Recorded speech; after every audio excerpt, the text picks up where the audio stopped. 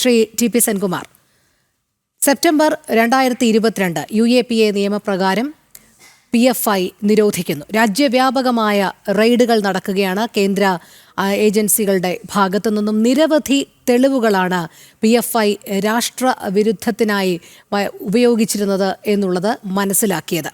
എങ്ങനെയും രാഷ്ട്രത്തെ വിഭജിക്കുക, ഭീകരവാദം വളർത്തുക, യുവതലമുറയെ ലക്ഷ്യമിട്ടുകൊണ്ടുള്ള പ്രവർത്തനങ്ങളൊക്കെ ഇവർ നടത്തിയതിൻ്റെ അടിസ്ഥാനത്തിൽ വലിയ രീതിയിലുള്ള തെളിവുകൾ ശേഖരിക്കുകയും PFI നിരവധി പ്രവർത്തകരും അതോടൊപ്പം തന്നെ നേതാക്കളും അന്ന് അറസ്റ്റിലാകുകയും ചെയ്തു.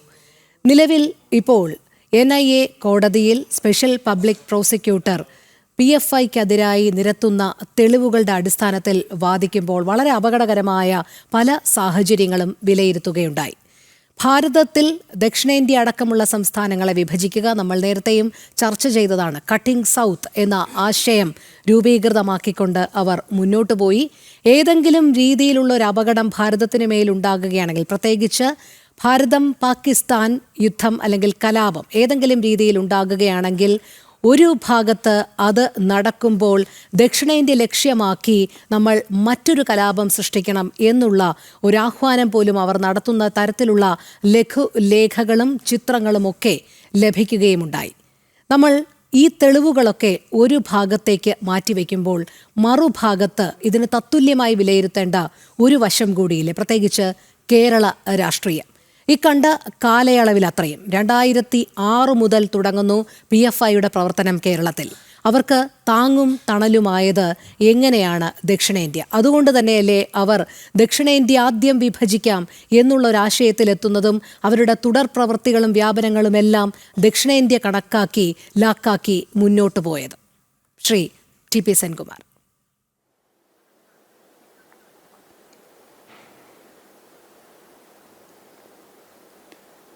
നമ്മളത് നോക്കുമ്പോൾ കേരളത്തിലാണ് NDFൽ നിന്ന് പ്രധാനമായിട്ടും PFIയുടെ മറ്റ് ആൾക്കാരും കൂടി ചേർന്നിരുന്നു. തമിഴ്നാട്ടിലെയും കർണാടകത്തിലെയും ഒക്കെ. അങ്ങനെ PFI 2006 ഉണ്ടാകുന്നത്. അതിനുശേഷം അവരുടെ പ്രവർത്തനം പ്രധാനമായി റാഡിക്കലൈസേഷൻ നടത്തുക എന്നുള്ളത് തന്നെയായിരുന്നു. അങ്ങനെ റാഡിക്കലൈസേഷൻ നടത്തുന്ന സമയത്ത് അവരുടെ ഉദ്ദേശം എന്താണെന്ന് വെച്ചാൽ, ഇപ്പോൾ കുറച്ച് നാൾ മുമ്പ് വരെ ഉണ്ടായിരുന്ന ISISൻ്റെ പോലെ, ഇപ്പോൾ അൽ ബാഗ്ദാദിയൊക്കെ അതിൻ്റെ പ്രധാനപ്പെട്ട ആളായിരുന്നെങ്കിലും ബാക്കർ എന്നൊക്കെ പറയുന്ന സദ്ദാം ഹുസൈൻ്റെ പട്ടാളത്തിലുണ്ടായിരുന്ന കേണലൊക്കെ ആയിരുന്നു അതിൻ്റെ മറ്റ് സംവിധാനങ്ങൾ നിർവഹിച്ചിരുന്നത്. അപ്പോൾ ബേക്കറൊക്കെ എന്ത് ചെയ്തു എന്ന് വെച്ചാൽ, അപ്ലൈഡ് സെക്കുലർ മിലിറ്ററി ഇൻ്റലിജൻസ്, അത് ഒരു methods to religious extremist group, അതിനുവേണ്ടി അങ്ങനെ ഉപയോഗിക്കുകയായിരുന്നു. അപ്പോൾ ഇൻഫിൽട്രേറ്റ് ബിഫോർ വയലൻസ്. അപ്പോൾ അങ്ങനെ ഇൻഫിൽട്രേറ്റ് ചെയ്തിട്ട് ISIS operatives would first enter villages.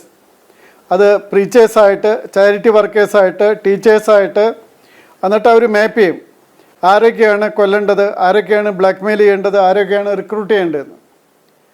അപ്പോൾ അതുപോലെ ഒരു സംവിധാനം കേരളത്തിലും നന്നായിട്ടുണ്ടാക്കി വെച്ചിരുന്നു. അതിൻ്റെ ഭാഗമായിട്ട് കർണാടകയിലും തമിഴ്നാട്ടിലും പ്രധാനമായിട്ട് ഇത് വളർത്തിക്കൊണ്ടുവന്നിരുന്നു.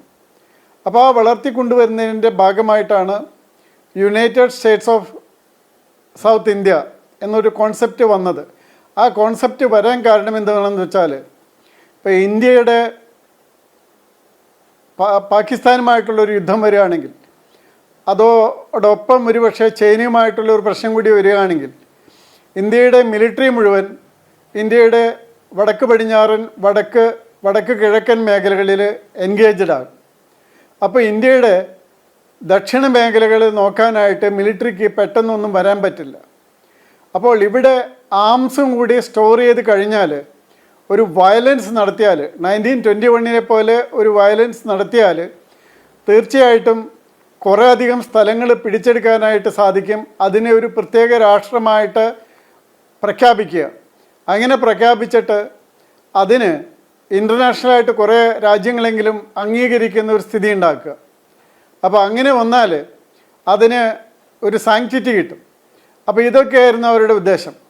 അപ്പോൾ ഈ പറയുന്ന കാര്യത്തിന് അതുകൊണ്ടാണ് ഇപ്പോൾ പോലും നമ്മൾ നോക്കിയാൽ അറിയാം, ഇതിന് PFIയുടെ മാത്രമല്ല പിന്തുണ, മറ്റ് പല സത്യം അറിഞ്ഞിട്ടോ അറിയാതെയോ ഇതിനെ ഹെൽപ്പ് ചെയ്യുന്ന ആൾക്കാരുണ്ട്. ഇപ്പോൾ ഇന്നത്തെ ഒരു വാർത്തയാണ് കർണാടകത്തിൽ ഉറുദു സംസാരിക്കുന്നവർ വളരെ കുറവാണ്. അവിടെ കന്നഡ സംസാരിക്കുന്നവരും തുളു സംസാരിക്കുന്നവരും അങ്ങനെയുള്ളവരൊക്കെയാണ് കൂടുതൽ. പക്ഷെ അവരുടെ ഭാഷകൾക്ക് കൊടുത്തിരിക്കുന്ന